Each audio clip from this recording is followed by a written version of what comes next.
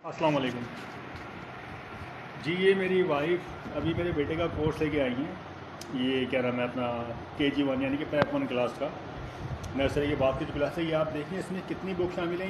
1 2 3 4 5 6 7, total ये 7 books हैं इनकी। और मेरे ख्याल में मुश्किल से ये 5 कॉपीज़ हैं, जिसके इन्होंने हमसे चार्ज करें 14,000 रुपये।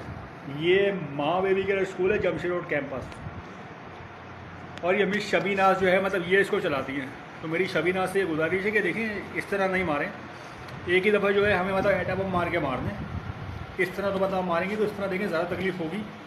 तो कुछ रहम करें हम गरीबों के ऊपर, ताकि ये कि हमारी जान आसानी के साथ निकल जाए।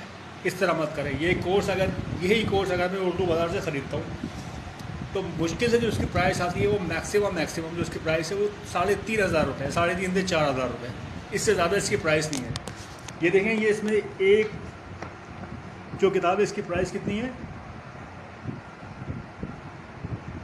610 रुपये इसकी जो है प्राइस है।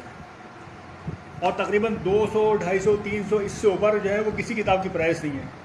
तो इन्होंने क्या मतलब एक किताब ये कि 1,000 रुपये चार्ज कर रहे हैं एक किताब के और एक कॉपी के।